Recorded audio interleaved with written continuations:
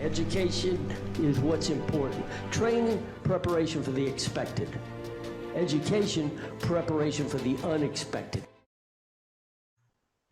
All right, good afternoon, Team Krulak community. My name is Major Ian Brown. I'm the Operations Officer at the Krulak Center for Innovation and Future Warfare. And on behalf of Marine Corps University, the Marine Corps University Foundation, and the Krulak Center, welcome back to the Brewcast, our series designed to connect the worlds of the warfighter and PME with the best in innovative and creative thought. Before we begin, please remember that all opinions expressed here are those of the individual and do not reflect the views of the Krulak Center, Marine Corps University, Norwich University, the United States Marine Corps, or any other agency of the U.S. government. So today we will have a very timely discussion and look back at some concepts as today's Marine Corps develops its concept of expeditionary advanced base operations in the context of competing in the Pacific. We're going to look back to our own historical roots to a time when the Corps had a similar problem in a similar part of the world. The 1920s saw the U.S. Marine Corps come out of conventional ground operations in France and then out of small wars operations in Latin America into the 1930s. The United States military strategic posture also shifted outward across the Pacific and Atlantic Oceans. During those interwar years, the United States Marine Corps made critical strides toward fulfilling war plans, formulating amphibious doctrines, creating force structures, and procuring landing craft.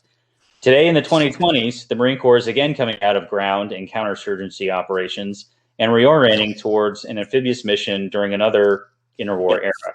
This presentation will glean insights and lessons from the twin amphibious studies, the Tentative Manual for Landing Operations of 1934 and the Tentative Manual for Defense of Advanced Bases in 1936, and find connections to the recently completed Tentative Manual for Expeditionary Advanced Base Operations, released earlier this year. And framing this discussion for us is Dr. David Ullbrick, who is an associate professor and director of the online Master of Arts in History and Military History programs at Norwich University. He's also served as civilian historian at the U.S. Army Engineer School from 2009 to 2013. Dr. Ulbrich's books include Preparing for Victory, Thomas Holcomb, and the Making of the Modern Marine Corps, 1936 to 1943. The Marine Corps Heritage Foundation honored this book with the 2012 General Wallace M. Green Jr. Book Award. The U.S. Marine Corps History Division also recognized Dr. Ulbrich's historical scholarship with the inaugural Brigadier General Edwin Simmons Henry Shaw Award in 2012. More recently, Dr. Ullbrick has co-authored the 6th edition of World War II: A Global History, which will be published in approximately 3 weeks. So, Dr. Ullbrick, welcome to the Brewcast, and I will turn it over to you. Thank you very much, Major Brown. I appreciate this opportunity, and I'm grateful. I'm also grateful for everyone who is logging in. We all have way too many virtual meetings these days, so I'm grateful that everyone logged in. So let me move on. So any good briefing should have an agenda. So we're going to start with some premises that will lead into a chronology that will run roughly 1898 to 1944. I'll talk a little bit about some key personalities. And then I really want to look at the process by which the Marines developed amphibious doctrine and treat those as historical analogs. Finally, we will deal with connecting those documents, those tentative manuals from the past, with the very recent Tentative Manual for Expeditionary Advanced Base Operations. That's quite a mouthful. Anyway, so in terms of premises, at one point in my study in the Marine Corps, which started about 1994 or so, I was, very much intent on understanding amphibious warfare and base defense, seizure, amphibious assault, those sorts of that sort of brand of operations. But as I, dug more deeply into Marine Corps history, I find that there's at least 3 threads to Marine Corps DNA, or 3 strands to DNA. Certainly there's the amphibious strand that pops up in wartime and also in humanitarian operations. And there's also a ground operations strand. Think of World War I, think of Korea, and to some degree the global war on terror. And then there's the COIN, or counterinsurgency, or unconventional warfare, small wars strand of the DNA. And these are all sort of intertwined. And if you look at any given decade in Marine Corps history, you know, one or two of them are are ascending in influence, while maybe the other one or two are descending. It's kind of like watching overlapping cosine curves as there's an ebb and flow. So we're going to be looking at the rise in the 1920s and 30s of the amphibious warfare thread. So basically, the impetus for and a force in readiness to do amphibious operations for the United States is seen in War Plan Orange. After the Spanish-American War, the United States gained territories in the Western Pacific, including the Philippines. And then as we move into the teens and the 20s, the Japanese gain bases of operation and islands in Micronesia. So in the Western Pacific, you have bases or islands owned by the United States and Japan, and they gradually get to be fortified over time. They're interspersed. And according to War Plan Orange, the plan that the United States had to defeat Japan in a major conflict, a kinetic conflict, the United States would, depending on what year it was, would either leave San Francisco or the West Coast, or the U.S. fleet would sortie from Pearl Harbor and fight their way westward across the Pacific. And somewhere in the Western Pacific, there would be either a major decisive battle, or the United States would blockade Japan and force the Japanese into surrender negotiations. So this map is very basic, but from about, you know, the early 1900s, 1906, 1907, 1908, up through about 1939, the basic premise or the basic idea of War Plan Orange does not change. So some of the key personalities between 1900 and 1920, roughly, as the Marine Corps is establishing its dual mission of advanced base seizure and advanced base defense. These names will be familiar to many of you: Major Generals George Barnett, Eli Cole, and Brigadier General Williams. They are very much involved in the first decades of the 20th century in trying to craft and create a Marine Corps that's able to do these amphibious operations. Then when we get into the 20s, of course, General Lejeune spends the 1920s as commandant, and he's very influential, and he works to establish the Marines as an amphibious force. And of course, there's Pete Ellis, who is legendary, and whose advanced operations in Micronesia paper that he wrote in, I think, 1921, 1922. That is one of the foundational documents that was used in the 1930s by the Marines, and that was also used in the newest manual that was published a few months ago. The other person that's involved is a fellow named Robert Dunlap. We don't hear as much about him because he dies in a accident in France in 1931. Had he lived on, he would have been intimately involved with the development of the of amphibious operations. Then when we move into the 30s, under John Russell and Major General John Russell, later Commandant John Russell, Colonel E.B. Miller, who's the Assistant Commandant of Marine Corps Schools, and people like then Colonel Holland Smith, who was chair of the Marine Corps Equipment Board.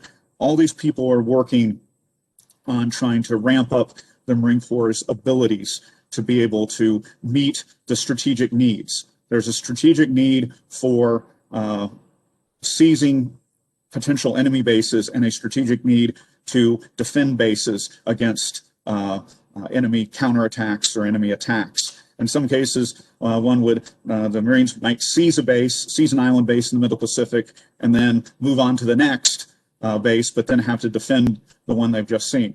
Another person that ends up being very much involved in the early 1930s is Major General Thomas Holcomb, who takes over as commandant in 1936.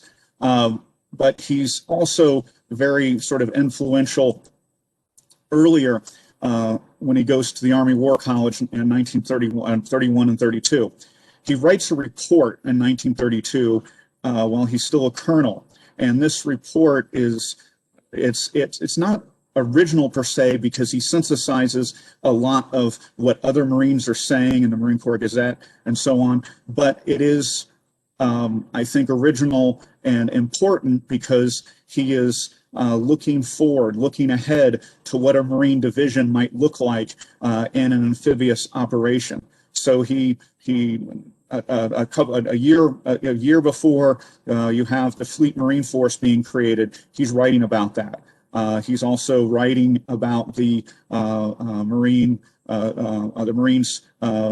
leaving Latin America and leaving the small wars behind, the small wars mission behind. So I think that 1932 report is critical to understand. And so he's very much, as a colonel at the War College, he's very much on the cutting edge. And then after he leaves the War College, he becomes a senior advisor in the Navy Department.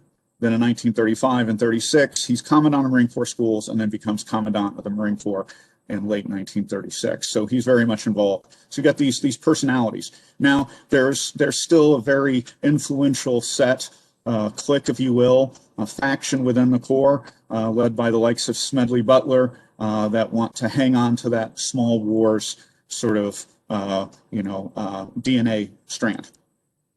Meanwhile, the Japanese are indeed expanding in Asia and the Pacific.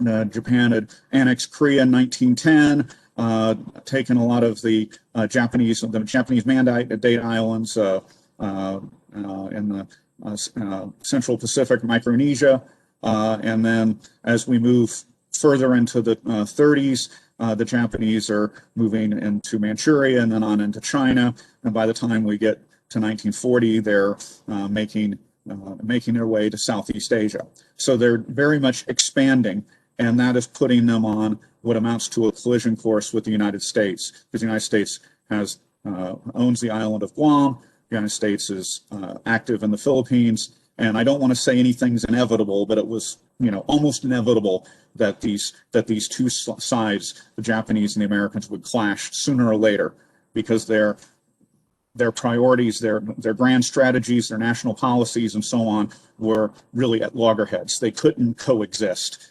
given each of the nation's goals. So here's a model that I kind of developed to try to figure out how the Marines developed their amphibious doctrines and equipment and force structure. So there's, in this case, a U.S. strategy in the Pacific, mostly Navy, is involved, and so that's coming from on high. And then the Marines are at the operational level and the tactical level, and so they're looking up at the Navy's grand strategy in the United States, or the Navy's strategy and the American grand strategy in the Pacific, and they're trying to figure out how to plug themselves in. So at the operational level, you have amphibious operations. So they're going to come up with force structures. The Marines are coming up with the force structure to execute amphibious operations. They're going to come up with doctrines, and the Marines are going to come up with equipment to execute amphibious assaults and landings and such. So this kind of model is that the Marines are sitting lower on the lower two levels of warfare. They're looking up and they're trying to find a way to plug themselves in. Marines adapted in the 1930s, despite very low budgets. At one point in the 1930s, the Marines numbered about 18,000 officers and men, which was, smaller than the New York City Police Department at the time. So very, very small numbers, very low budgets. So they had to squeeze $2 of resources out of every dollar of appropriations. Force structure is the Fleet Marine Force, which is mostly seen as an amphibious assault force to seize enemy islands, but there's also defensive roles that are required, a defensive mission that's required of the Fleet Marine Force. And of course, it's really just a force on paper at that point. It's, you have 18,000 Marines. You can't put them all in one place and even, create a division or anything. Have amphibious doctrine. Of course, we know about the Tentative Manual for Landing Operations. That's 1934. That's the Bible of amphibious operations, really, where the Marines take the entire, all the faculty and students at the Marine Corps schools take the entire academic year off, 1933 to 1934, to work on this very dense, very detailed volume. Among other things, they're trying to solve the problems that were experienced by the British at Gallipoli, and also try to solve the problems of defensive firepower that we're seeing that they experienced in France. How can you expect, if you can't climb over the top out of a trench and charge across no man's land in the face of machine gun fire and artillery and barbed wire and mines and all that from trench warfare, how could Marines hope to, land on a beach, charge across the beach into enemy gunfire? Well, they worked very hard, and they did lessons learned from Gallipoli and other operations to try to determine how that can be accomplished. And of course, what they came up with is what we would consider today combined arms operations. Then there's also the Tentative Manual for Defensive Advanced Bases, which is published in 1936. This is a less well-known document. It does borrow some material from the Tentative Manual, Chapter 3 in the Tentative Manual, but it goes into more detail about defensive advanced bases. So the Tentative Manual for Defensive Advanced Bases, 1936. Then, of course, we know the story of the Eureka boat and the alligator tractor. These were civilian designs that the Marines took off the shelf. They discovered them, took off the shelf, and then adapted them to their own needs for amphibious warfare. And that's, as I said, well known. Now, I think it's worth contrasting the Marine process as they're looking up from the operational level of war to see what's happening at the strategic level. They've got a mission, and then they've got to come up with all the gadgets and the forces and the doctrine to be able to achieve that mission or those missions, base defense and amphibious assault. Let's talk briefly about aviation and armor in the 1920s and the 30s. Can't go into too much detail, but basically you have the airplane and you have the tank. Pieces of equipment, weapon systems, whatever you want to call them, vehicles, a little bit of all that. And so they've got this thing, and they're looking for some strategic, operational, or tactical missions for an airplane or a tank. And eventually they have to come up with doctrine and force structure to fulfill those missions. So it's with armor, is it going to be a scout car, or is it going to be mobile artillery? This debate goes back and forth within the Army. Army aviation, of course, you've got Billy Mitchell talking about what amounts to strategic bombing, or is it going to be reconnaissance and fighters? So you have this tension within the U.S. military over these gadgets, and part of it was almost like a solution in search of a problem. So what are the problems that these gadgets are going to solve? It makes it much harder to try to determine how to potentially fight a war, and where to fight, where that war might be fought, and how to plan force structure doctrine and such. So, or it may have just been completely muddled. All this stuff may have just been muddled together. All these things may have been muddled together. Again, another story for another time, but I just want to highlight that. All right, so U.S. Navy late in the 1930s, these ideas are maturing. Amphibious assault and base defense are maturing. The U.S. Navy borrows a lot from the Tentative Manual and creates the FTP 167. They also convene the Hepburn Board, named after the admiral who chaired the board. And the Hepburn Board identifies the need for an actual force structure for advanced base defense. And eventually they would call that the Defense Battalion, and it would be part of the Fleet Marine Force. And the first Defense Battalion came online in 1939, and by the time World War II started in 1941, by the time the Japanese attacked Pearl Harbor, I think there's 8 or 9 defense battalions. Not all of them are completely, not all of them completely meet their TO&E, but on paper, there's 9 defense battalions. All right. Then the U.S. War Department also adopts some doctrine for landing operations. And if you read the first page on FM 31.5, if you read FM 31-5, on the very first page, George Marshall basically writes, Chief of Staff George Marshall at the time, General George Marshall basically says, we're cribbing our notes from the Navy and indirectly from the Marine Corps. All right, so by the time all this is going on in the 1930s, the Marines are also conducting fleet training exercises, practicing with the Navy and assaulting beaches. And here's one of my favorite photographs that I found when I was doing my dissertation research.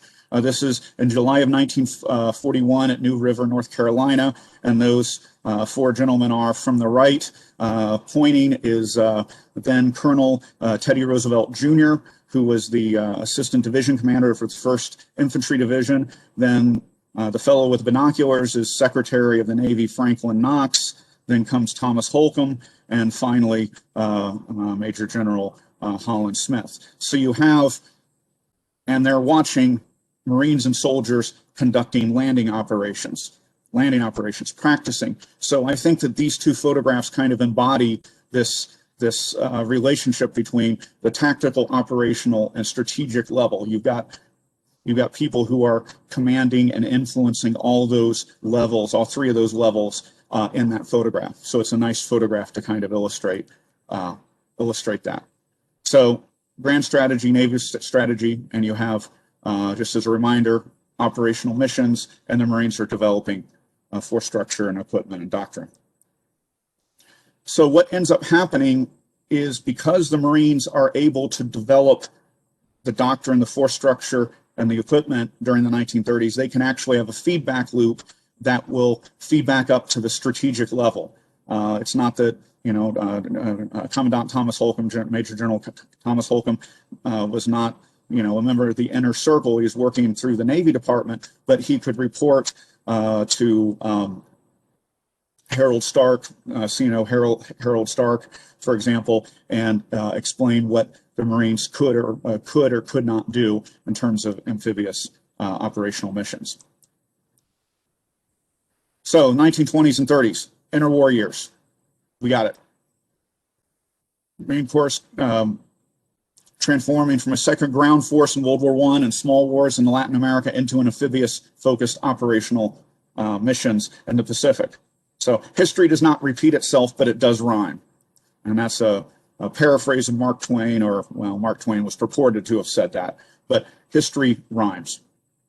So now we shift to current events, 2021, another sort of interwar time frame coming out of 20 years in global war on terror. There's a transformation within the Marine Corps to a new or different mission focus. And I would argue that the lessons from the 1920s and 30s are applicable to today, just definitely much bigger in scope.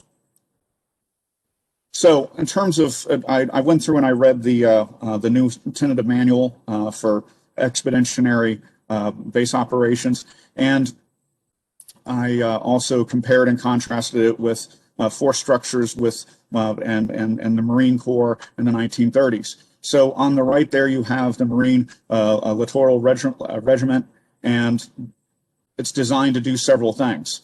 The items in red are items that could also be were also done by the Defense Battalion. The Defense Battalion, according to Hepburn Board, had limited tactical mobility, but strategic mobility and self-sufficiency. And in a May 1941 report, internal Marine Corps report, that says the Defense Battalion is set up to provide defense forces at outlying bases against raids and minor attacks by aircraft, surface craft, and landing forces. So if you look at the red highlights on the right column there, those red highlights match up, albeit in a different scope, with the Defense Battalion.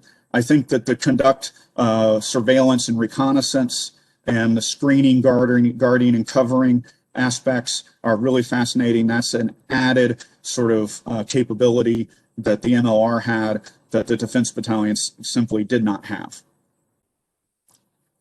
Here is the, according to the Tentative Manual for Defense of Advanced Bases, here's the organizational chart for what would become a defense battalion or similar to a defense battalion. You can see there's shore defense forces, naval defense forces, and air defense forces. There, of course, also a base utility force. You can see the very fine print. You can see there's engineers there and chemical troops and a mine force and a harbor force and observation, aviation, and a variety of other things. So this is what the Tentative Manual for Defense of Advanced Bases was saying in 1936, 3 years before the Defense Battalion actually arrived on the scene. Here's the MLR, the very basic organizational chart, and in the middle there you see LCT, that's the it's a combat team. The LLB is dealing with logistics, and the AAB is dealing with anti-air missile defense, essentially, and also missile offense. What's fascinating about the MLR is that it does have offensive capabilities. It can reach out and sink enemy vessels within range of the various rockets and missiles. And there's also an unmanned vehicle part to this, and also information intelligence gathering and cyber aspects to this. So in terms of the TO&E, the Marine Littoral Regiment, the MLR, is going to have 1,800 to 2,000 Marines. That's what I'm reading. I think some of this is still being war gamed and being experimented with, but this is what I'm reading in the public source, the open source documents. There's going to be a set up. You've got the combat, logistics, anti-air, and then information units and unmanned units. And then this reconnaissance, counter-reconnaissance role is fascinating to me. Counter-reconnaissance, keeping the enemy from learning your movements, not just reporting on the enemy movements, but countering the enemy attempts at reconnaissance. So if you looked at the Defense Battalion, that was at elements of which were at Wake, Midway, and Guadalcanal, and later in the war, it was 700, 900 Marines, on paper commanded by a colonel. However, in reality, majors or lieutenant colonels most often commanded them, because there just were so many colonels available in the U.S. Marine Corps with 1,000 or 1,500 officers in 1939. So it ends up being a major, like Major James P.S. Devereaux, who commanded the Marines at Wake Island. If they had their full complement of weapons, it would be 6, 5, or 7-inch guns, 12 3-inch anti-aircraft guns, 48 50 caliber machine guns, and 48 30 caliber machine guns. So they're armed to the teeth. They're armed to the teeth. They're designed to hold up on an island base and defend an island base. Later on in 1944, they're redesignated as anti-aircraft battalions, because the threat of a Japanese amphibious counterattack was over by 1944, but the threat of Japanese air raids and kamikaze raids was very real. So they shifted into an anti-aircraft role. In addition, there was something called a separate infantry battalion. that was designed, if need be, to land on this base, this base that the Defense Battalion was going to hold against enemy attack. It's going to land on that island, and it's going to serve as infantry, as combat infantry, because basically the Marines, the 700 to 900 Marines, have their hands full manning all the guns. So these infantry, something called a separate infantry battalion, was going to conduct ground counterattacks against enemy amphibious assault forces. All right, so grand strategy, U.S. Strategy, amphibious operation missions, and the feedback loop. So what about today? And I'm an outsider, so I don't know exactly all the details of how the new tentative manual came to be.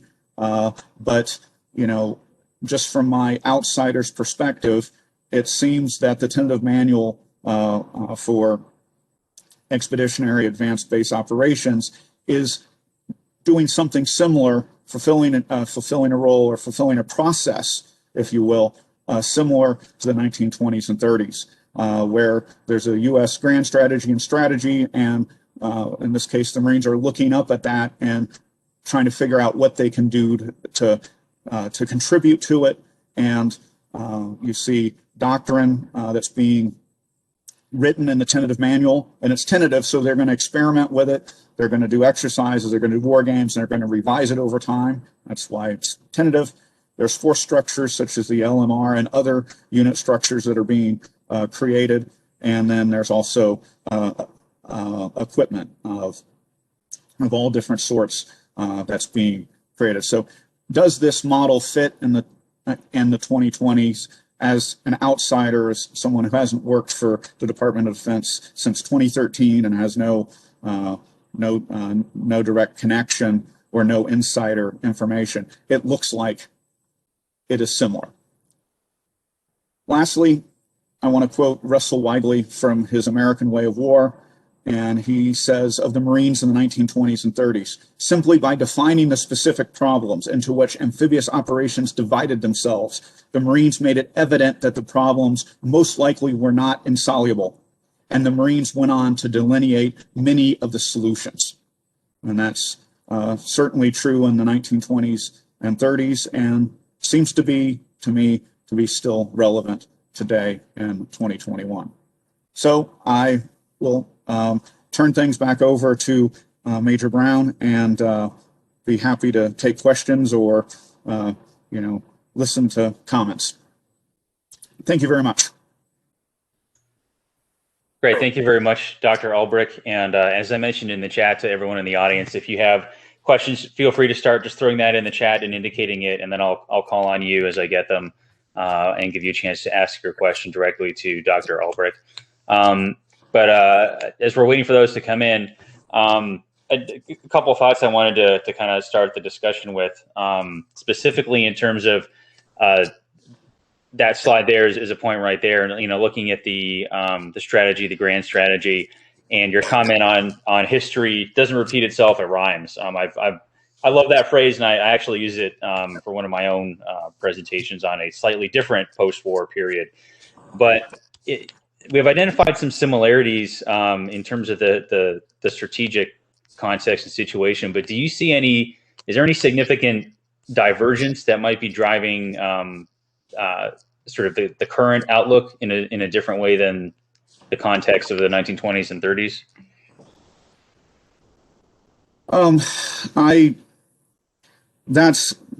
That's a tricky question. I think certainly the scope of what's happening is much different. Things are moving. Gadgets move much more quickly. There's elements such as cyber warfare, and now space is a domain, and of course you have information warfare. So I think that the process is there. From my perspective, it seems to be a similar process. However, there's a lot more moving parts, and the scope of those moving parts is so much more complex. I also think that this concept of having a offensive defensive capability, anti-access, or anti-access area denial sort of capability is very, very fascinating to me, and certainly wasn't something that the Defense Battalion, for example, was ever conceived as doing. Great, thank you. And I'll start going into the chat now. Jamie McCrath, do you have a question, sir? Go ahead and ask if you can. Hi, Dave. Jamie McGrath here.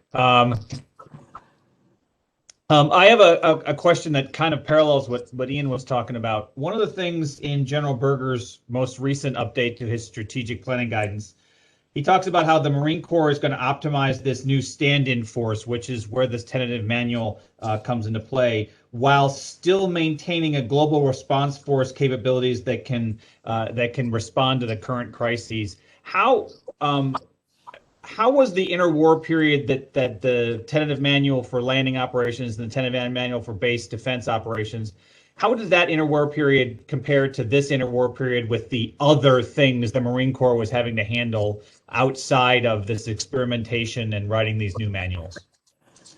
Right. The Marine Corps, in 1915, then Assistant Commandant Colonel John Lejeune convened the first War Plans Committee at Headquarters Marine Corps, first ever.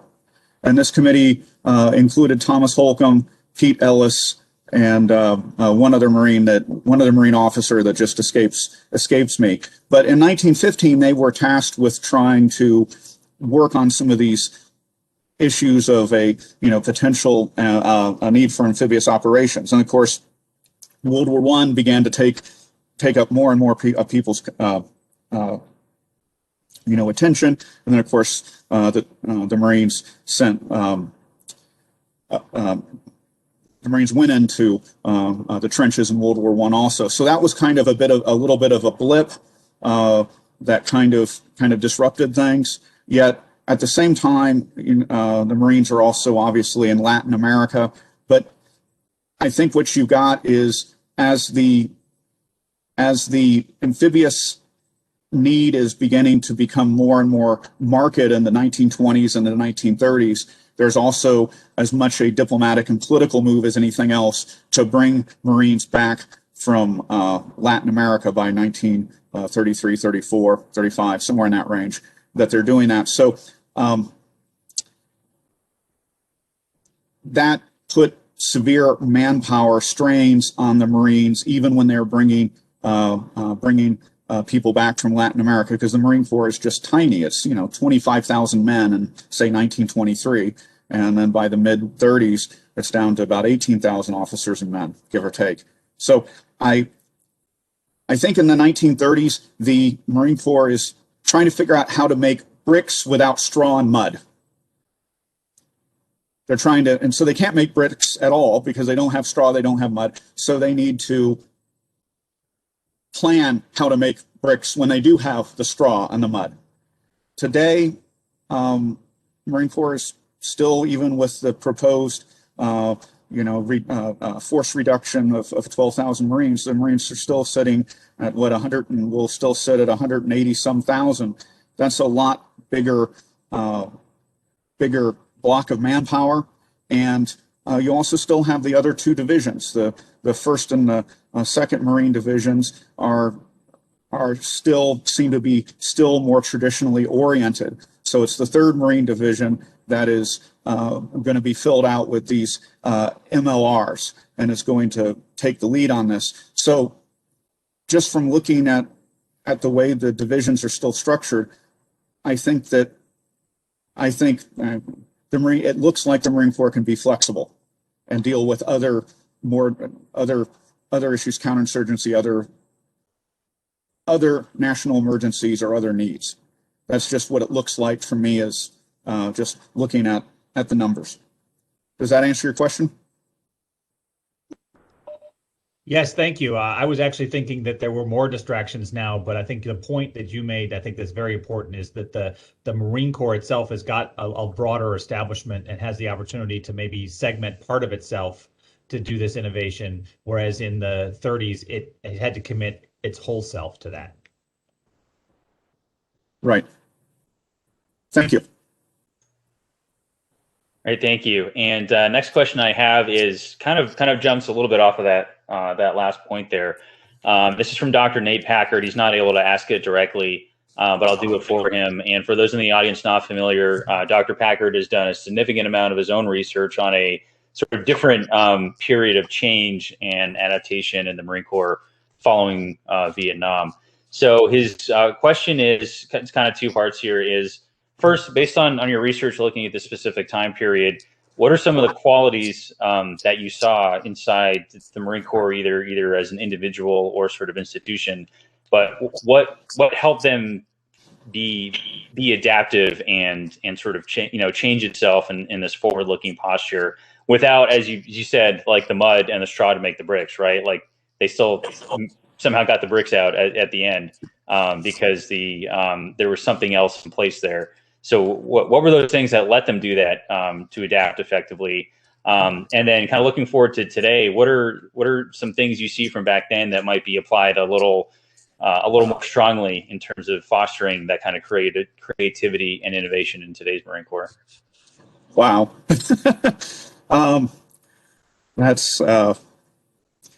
That sounds like I need to write a decent sized article for War on the Rocks or Strategy Bridge on that one. In terms of the 1920s and 30s, I think there's a lot to be said for personality and personalities. You had some, more aggressive personalities, like say, Holland Smith. Holland Smith is, for a while in the 1930s, chair of the Marine Corps Equipment Board. And so he recognizes the possibilities for the alligator boat and for the Eureka boat. He recognizes the possibilities for the bow ramp. As we know, then Lieutenant Krulak is in China, 1937-ish, and he's watching the Japanese do amphibious landing, and he sees this bow ramp, and he draws it up, he builds a model, and sends it back to headquarters. And of course, there's no money to experiment, there's no money for research and development, but they put it in their kit bag, they put it aside for the future. And then when money becomes more available in 40, 41, 42, then they're able to take that and adapt that bow ramp and combine it with the Eureka boat. So I think there's personalities. I also think that there's also there's personalities, and I'll pick on the Army and the Navy for a second here. You've got Billy Mitchell, who is very aggressive and his own worst enemy, whereas you've got Admiral Moffett in the Navy, who's pushing naval aviation, and he's much more convincing. He wins friends and influences people. He also tells the battleship admirals, if you don't let us have our own aviation, then the Army will get all of it. So, and I think in the Marine Corps, there were a number of personalities, John Lejeune, certainly John Russell, Ben Fuller, eventually Thomas Holcomb, who were able to see amphibious operations and base defense, for example, not only as an opportunity to fulfill a strategic need, an operational, tactical or operational way to proceed to fulfill a strategic need. They also saw the name Defense Battalion as a way to garner public support and especially congressional support. The Defense Battalion, anything with the word defense was more acceptable than expeditionary. This word expeditionary is a fascinating word to see in the periodized in the different decades and different periods of time in between wars and during wars. The Marines couldn't have an expeditionary defense force in the 1930s because Americans were mostly isolationist and insulationist, and that would harken back to the AEF. So there's a combination of pragmatism in terms of public relations and congressional relations, and also in the 1920s and 30s, there's also certainly a very sincere and a very urgent need that the Marines that are in the amphibious clique, for lack of a better term, that are trying to fill. These two things can work together. So, and then, I wrote the biography of Thomas Holcomb, so he's the one that I know most about. He made sure that he cultivated good relations with Congress. He had the benefit of Carl Vinson, who was the chair of the Naval Affairs Committee in the House of Representatives for, 50 years, give or take. He was very supportive of the Marine Corps also. And the ranking minority member on that committee was a fellow named Melvin Moss, who was a World War I aviator and reservist that ends up running for Congress out of Minnesota. And so you have the chair of the committee and the ranking minority member working together to help the Marine Corps and the Navy as a whole. So that sort of figures in. So there's a lot of personality stuff. There's a lot of personalities and a lot of relationships that are developed over time, and those can help affect change. I can't, in terms of the personalities, I can't and don't really want to, or I don't know enough to speak to personalities in 2021. But certainly there's a certain amount of winning friends and influencing people that needs to happen. Whichever direction the Marine Corps is going now or in the future, that's part of it. That's my best answer. Yeah, no, I think that last part there is something that certainly the commandant today is cognizant of. I know in our prep for the show, we were talking about how the commandant's been writing, not just for the Marine Corps Gazette, but he's been doing stuff in War on the Rocks and in other services journals like the Navy's Proceedings or the Army's the Army University Press. I think it was a couple weeks ago. He's talking about Marine Corps force design in an Army publication. So I think that winning friends and influencing people thing is definitely it's part of the program to define what the Marine Corps is doing in the 21st century. Don't have any more questions in the chat here, and we are coming up on an hour. So before we do the wrap up, I wanted to see if you had any final thoughts, as well as in addition to your World War II global history revision, if there were any other projects or publications sort of touching on this forthcoming that the audience might be interested in seeing. Well, actually, in December 2019, I had the great good fortune of attending and presenting a paper at a conference in Singapore. The conference was on grand strategies in the Asia Pacific from 1900 to 1954, and it was ostensibly how to deal with Japan. How to deal with Japan from India's perspective, from Burma's perspective, from the American perspective, from the Australian perspective, a variety, and from the Chinese perspective, how to deal with Japan as the rising power, as the rising regional power. And so I think that is the papers from that are going to be published next year under. I'm actually co-editor, so look for my name in about a year or so, and you could find the book. But it's grand strategies in Asia Pacific, 1900 to 1954, and of course we have another regional power that is on the ascendance now, and that was kind of was ostensibly about Japan, but it also has some striking sort of applications today. And I think one of the takeaways from the conference was even the regional nations that can't even be considered powers per se have agency. They may not have the biggest armies or the wealthiest resources, but they have agency, and they need to be accounted for and included in any sort of planning or any sort of any sort of planning situation. Thank you. Great. Yeah, we'll certainly look for that and help promote it once it comes out. And I think that definitely parallels considerations today, because we're not going to be doing EABO in a vacuum. It's going to be with those other allies and partners out there whose home field it is, essentially. So they are a key and critical part of that problem. And I also mentioned for everyone else in the audience, I've got several publications from Dr. Ulbrich that sort of expand on what we talked about here, especially in terms of the tentative manual for defensive advanced bases that will include with the show notes, as well as on the landing website once I actually post this. So to everyone in the audience, thanks for joining us again today for another Brewcast. To Dr. David Ullbrick, appreciate your time and flexibility in getting this scheduled.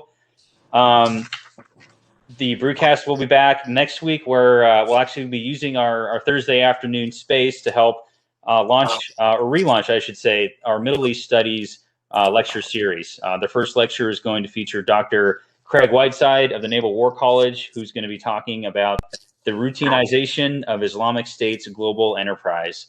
That'll be on Thursday, May 20th at 2 p.m. Eastern Time, and we hope to see you all then. Thank you.